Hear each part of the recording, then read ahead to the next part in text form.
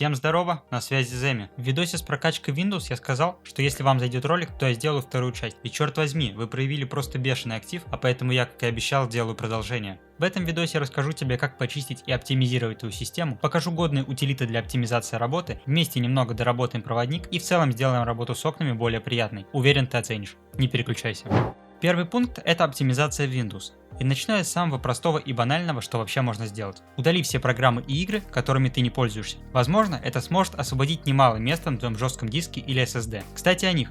SSD работает гораздо быстрее, чем HDD, поэтому крайне рекомендую устанавливать систему именно на него. Это позволит ускорить операционку и вдохнуть новую жизнь даже в старенький ноутбук. После удаления программ зажимай Windows плюс R и вводи команду Clean Manager. После проставляй везде галочки и тыкай ОК. Теперь еще раз зажимай Windows плюс R и вводи темп. Перед тобой появится куча файлов, которые также безжалостно придется удалить. И еще раз повтори то же самое, только вместо temp теперь напиши %temp%, а после prefetch. Все эти действия удаляют ненужные и временные файлы с твоего ПК. Если же какие-то файлы не удаляются, просто игнорируй их.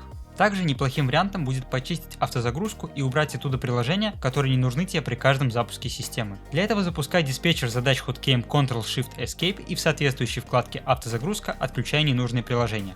А теперь давай активируем режим максимальной производительности, но если у тебя совсем слабое железо, то лучше пропусти этот пункт. По дефолту эта возможность отключена, поэтому запускай PowerShell или командную строку от имени администратора и вписывай команду из описания. Теперь переходи в параметры, питание и спящий режим, дополнительные параметры питания и, наконец, активируй тот самый пункт максимальной производительности. Ну и также не лишним будет зайти в параметрах в панель игры и включить игровой режим. Получилось? Тогда двигаемся дальше. Чтобы сделать рабочий стол немного приятнее глазу, можно установить анимированные обои. Думаю, многие знают о такой проге, как Wallpaper Engine. В Steam она сейчас стоит 250 рублей без скидки. Но если не хочется платить или нужно просто попробовать, то есть бесплатный аналог Lively Wallpaper. Скачать его можно с магазина приложений Microsoft Store или GitHub.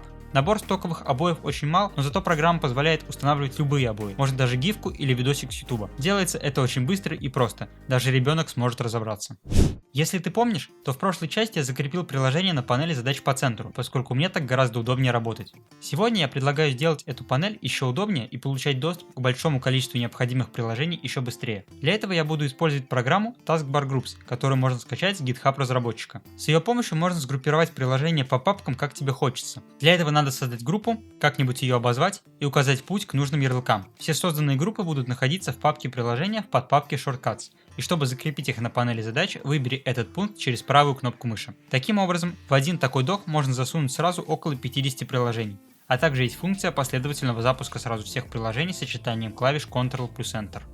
Следующее приложение, которое может быть тебе полезно, это Punto Switcher. Основная, но далеко не единственная ее функция в автопереключении раскладки, если ты начал писать русские слова на английском или наоборот. Эта программа может сэкономить массу времени тем, кто часто работает с текстом. И вообще, с этой программой можно навсегда забыть о переключении раскладки. Также Punto Switcher умеет преобразовывать буквенные сокращения в слова и фразы, как ты сейчас можешь видеть на экране. Настроить этот список можно в пункте настроек автозамена. Все это достаточно удобно, но я должен отметить, что сам я этой программой не пользуюсь, но не потому, что она кривая или я никогда не забываю переключать раскладку. Просто разработчиком Punto Switcher является Яндекс, к которому я отношусь очень скептически. Я ни разу не утверждаю, а просто предполагаю, но вполне может быть, что такой софт может оказаться легальным стилером, который не обнаружит ни один антивирус, и все введенные данные могут быть использованы в лучшем случае для рекламы.